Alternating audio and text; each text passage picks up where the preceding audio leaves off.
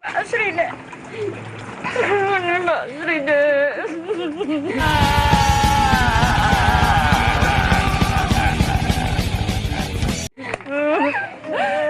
Ini Mbak Sri, ini kakakmu juga deh.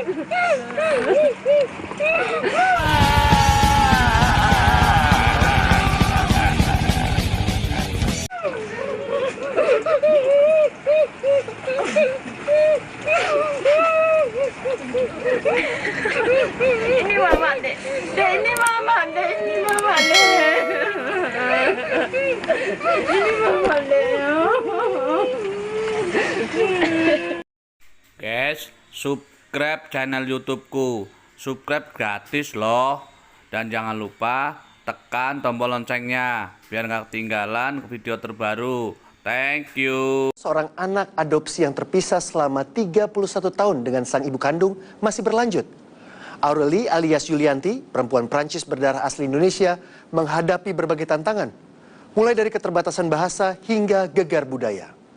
Dari kota kelahirannya di Semarang, ia terbang ke Jakarta demi mengikuti petunjuk untuk kembali ke tengah keluarga.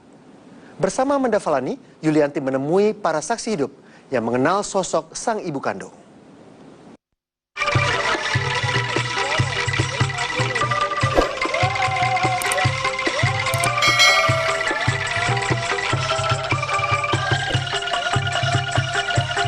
Keriaan di Monas pada akhir pekan berjalan seperti biasanya. Namun suasana ini tampak istimewa di mata Aurelie, perempuan berdarah asli Indonesia berkewarganegaraan Prancis.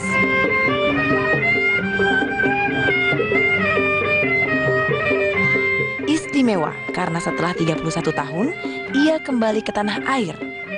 Bukan untuk berwisata, tapi membawa misi mencari sang ibu kandung. Di sini, ia lebih suka dipanggil Yulianti, nama asli sesuai akta adopsi. The culture is so different. Everybody, I stay speechless actually. Tell me more about your life back in Europe. So I grew up in France, but I went to UK, and then after I decided to go to Dublin, in Ireland. I worked for Hertz at the European Centre. I worked for the French market as an accounts payable agent. I would say that was the great decision of my life, because then brought me and gave me the chance to meet some Indonesian people in an island, and that I would say maintain this curiosity to discover my roots. Why would you go after your family, your biological family? You're already, really happy with, Hi. Okay. With your life there. Maybe because there is still in the inner some question and you need some answers. Maybe even because I am, the fact that I'm Indonesian, I look Indonesian and I get this French culture, but I wanted to reconnect myself with Indonesia. So that was a way, by finding the family, reconnect myself with Java. And even because so then I started to check the document about adoption, and I saw some names and say, oh, why not trying to see a face and just associate a face to this name. Segala informasi dalam lembaran ini menjadi petunjuk utama pencarian jati diri Yulianti. Ia terlahir dari seorang perempuan bernama Nona, tapi nama sang ayah tidak tercantum. Yuli yang baru berusia 5 bulan diserahkan kepada yayasan adopsi di Jakarta. Hal ini menjadi pertanyaan yang selalu membayangi hidupnya. Penelusuran kami pun berlanjut menuju kawasan Jakarta Pusat, mencari yayasan tempat Yulianti kecil menunggu diadopsi. Lewatin jalan ini ya. Lewatin jalan ini. Nanti tanya ke kelurahan apa? Yayasan ini aja. Oh, oke. Ada nggak? Yayasan Rahayu Utama ini Ada datanya nggak Bu ya kira-kira yayasan yang ada di daerah sini? Ya, untuk wawasan bahagia ini kita belum tahu. What was the obstacles during the discovery?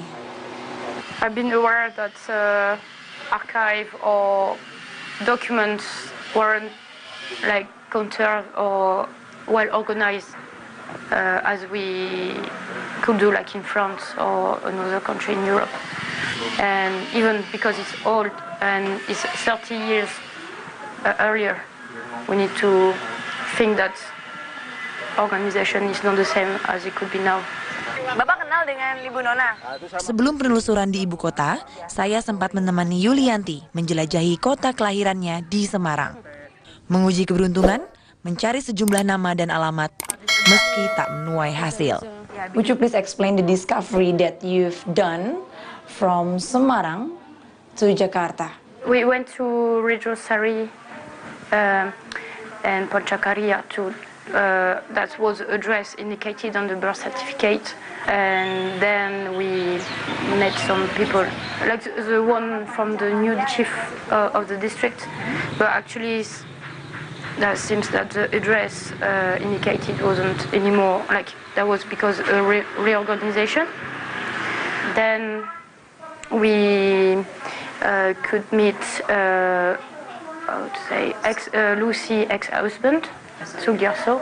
That's Luciana. It's the first witness of the certificate at the notaries, and then he gave us the details of his daughter, and that make us going back to Jakarta and meet them. Kami pun terhubung dengan anak perempuan Luciana, bernama Yeni. Namun apa yang kami dengar sungguh di luar dugaan. Saya nanya karena Oh my God! Wow! ada anaknya diadopsi orang tak pernah, dan saya juga tahu sih semua anak-anaknya dia urus sendiri. Begitu ya Mbak ya? Saya punya berkasnya ini, saya dengan Yulianti. Ya, anaknya memang namanya Novianti Yulianti, tapi ada di Jakarta. Udah nikah, udah punya anak. Wow, this is surprising. No, God! No, God, please, no! No! No! Kenapa? Nggak pernah menyerahkan anaknya. Iya. Informasi yang kami terima simpang siur. Kami pun memutuskan bertemu dengan Yeni dan Luciana untuk meluruskan fakta. Main tenang.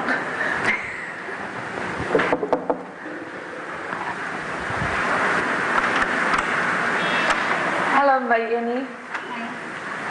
Ini dengan Yulianti.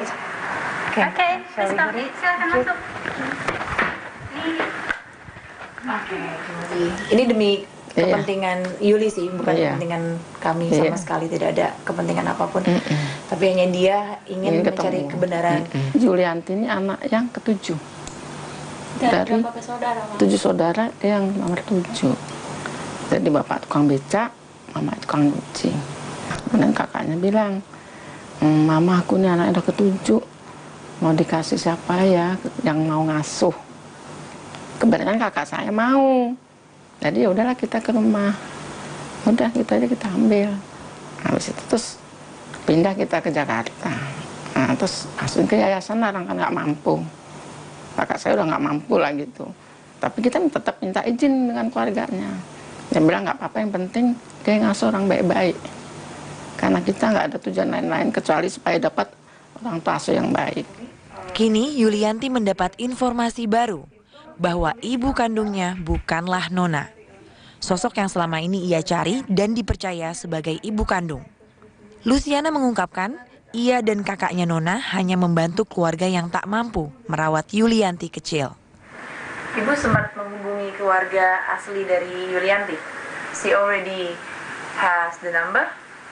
So if you'd like to make a phone call at the moment, we're now contacting your sister. Family members there. Assalamualaikum. Waalaikumsalam. Ibu, Saya dengan Amanda dari Jakarta, dari Metro TV. Saya sekarang bersama dengan salah satu keluarga ibu bernama Yulianti. Yang dari Yulianti ya? Iya. Oh iya. Ya Mbak. Ya kalau misalnya. Saya kakaknya. Oh Mbak, berarti kakaknya. Namanya siapa Mbak? Saya Mbak Sri. Dengan Sri, she's your sister. Iya. Jadi sekarang ini Yulianti itu tidak bisa bahasa Indonesia sama sekali. Iya. Iya Mbak. Terakhir dengar kabar soal Yulianti kapan Mbak? Nggak pernah Mbak. Sudah berapa lama? Kira-kira ya 30-an lebih ya Mbak ya. Ya Allah. Iya. Iya. Ini ya. Saya kasih telepon ini ke Yulianti, tapi ya dia ngomongnya pakai bahasa Inggris ya. Ya mungkin sebisa mungkin di. Iya sorry Mbak, saya nggak bisa bahasa Inggris. Nggak apa-apa, cuma dengar suaranya aja. Selamat malam. Selamat malam. Ya, saya Yulianti. No, tidak. Inggris. Bahasa Indonesia. No bahasa. Apa kabar? Kabarnya baik. Kabarnya baik, Kak. Baik. Kabar ibunya bagaimana, Mbak? Ini ada ibu lagi mama. Lagi makan. Your mom is eating now. Still has. I say that my brain because I'm happy. Yes. Assalamualaikum. Waalaikumsalam. Ini Mak. Assalamualaikum. Saya Yulianti. Ya. Ini Bu Apa kabar? Baik. Sehat. Berhasilkah Yulianti bersua dengan sang ibu? 360 segera kembali. Pencarian Yulianti berbuah hasil. Untuk pertama kali, Yulianti melihat dan memeluk langsung sosok perempuan yang melahirkannya ke dunia. Hidup terpisah ribuan kilometer selama puluhan tahun, Yulianti mengakhiri pertanyaan yang membayangi hidupnya selama ini. Amanda Falani menyajikan kisah selengkapnya untuk Anda. Dear passengers, we will be landing shortly. Please return to your seat. Fasten your seatbelt.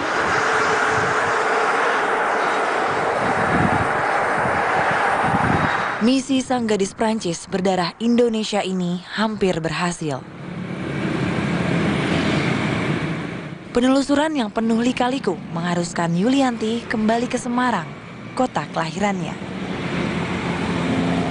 Di mana seluruh anggota keluarga telah menunggu kehadiran Yulianti.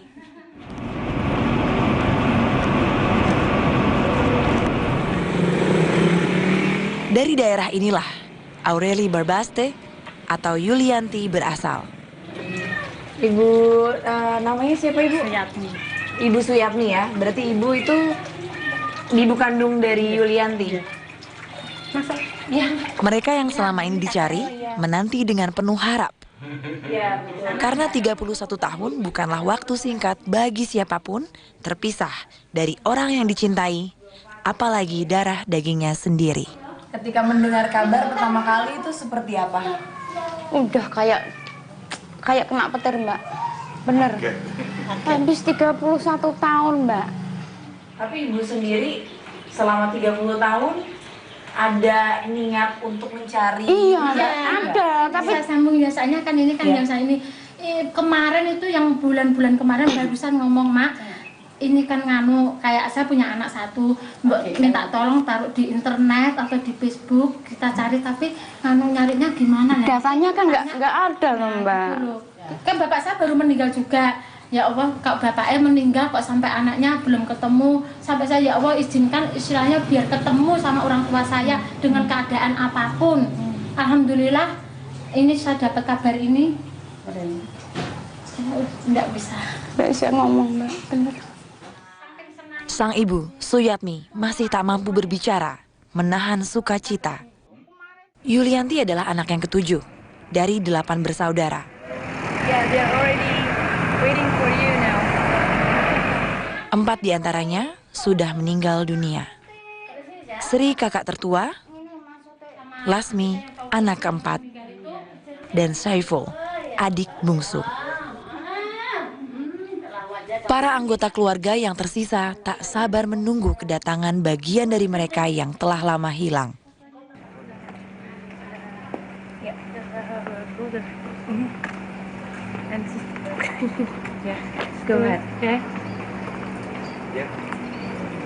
Momen yang ditunggu akhirnya tiba.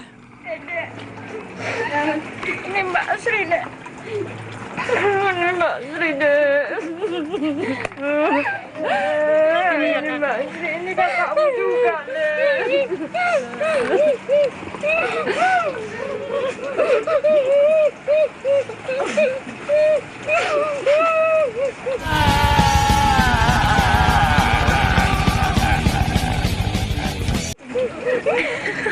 Ini Mama, Dek. Dek, ini Mama, Dek. Ini Mama, Dek. Ini Mama, Dek.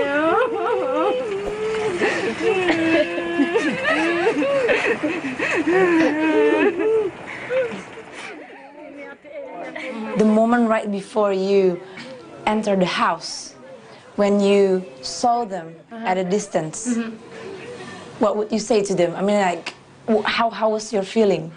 Very awkward feeling because they waited for me. They were expecting me like the kid who is coming back.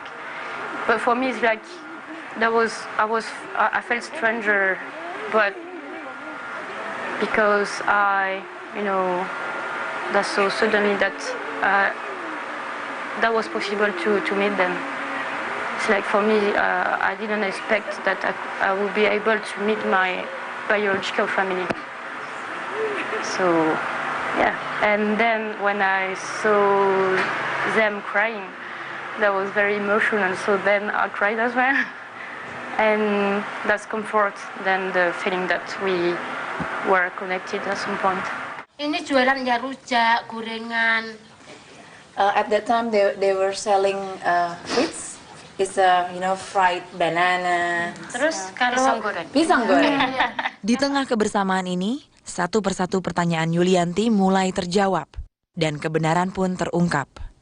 Ibu dulu bekerja sebagai apa dan Bapak juga bekerja sebagai apa? Bapak beca, Ibu serabutan. Bapak serabutan juga. Ya beca, ya jualan. Terus Ibu ya nyuci, ya jualan. Waktu itu karena tidak ada pilihan lain, akhirnya diserahkan ke keluarga lain. Dan bagaimana prosesnya, Ibu? Ceritanya seperti apa?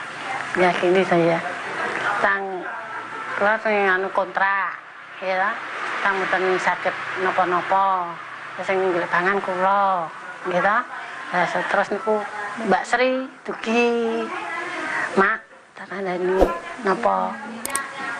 Adike mau dijaluk wong entuk ora, nek dipeni apik-apik ya karepe ngoten, nek dipeni ra ngena ya ora entuk. Wong soalé aku ya dhewe susah. Kok anakku dimong wong susah piye ngoten. Bagaimana pendidikan semua anaknya, Ibu? Enggak ada pendidikan nih. Ya enggak sekolah semua. Dari seluruh anggota keluarga ini, hanyalah Yulianti yang mengenyam pendidikan yang layak hingga perguruan tinggi. You now already found all of the facts, the realities, that the reason why your mom decided to give you to other family, to the adoption agency. How do you comment on that? I would say that didn't change my mind. I still maintain that I wasn't angry with them, and I understood well our decision. they mentioned a lot. They were sorry and they apologized. And at some point, I understand their reaction, but I would say there is no point to apologize. They give the chance to my parents, adopted parents, to have a child, to raise a child, to give love to me. And even for me, I get the chance to go to school. What was the obstacles during the discovery? I would say that different information is like on paper we get a name, addresses, and then when we met Lucy or Sugarno, we get different versions. So we been very surprised because actually we thought that was Nona, my mom, but actually that was a story totally different. So we had to combine all the testimony and then to clear all this information behind. You already fulfilled all of your curiosity. Yes, I did. I would say that I feel well. Actually, that because I know the truth and that I've been given to the adoption because the conditions were very difficult, and they, even with the hard decision, they wanted me to have something, to get the chance to have a good life. So I'm quite happy with that.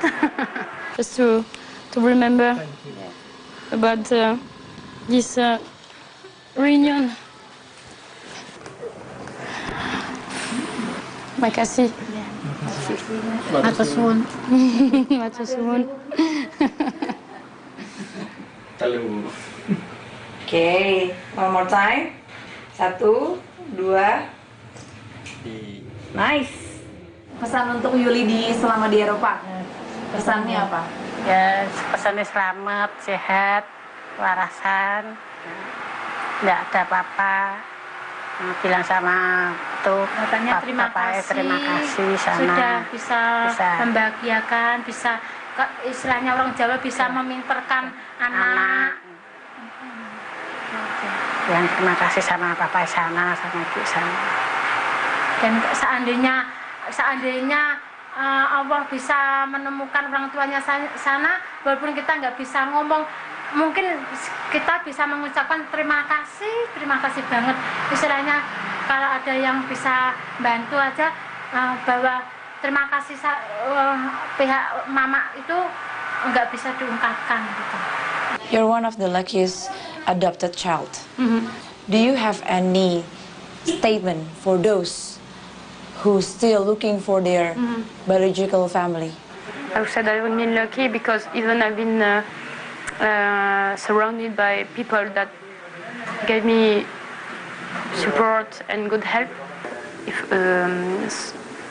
another kid want to find the roots, never give up. Like to persevere.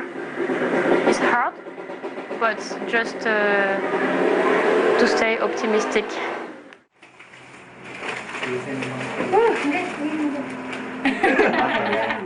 Sayangnya, kebersamaan mereka tak bisa berlangsung lama.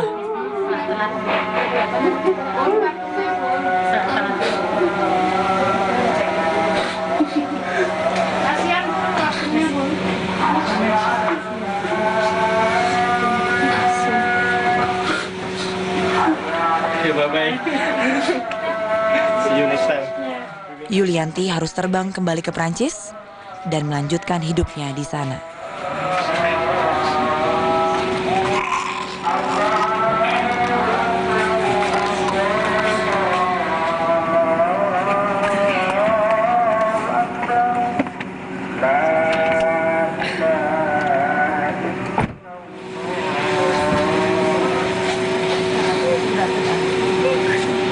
Every day I will think about you.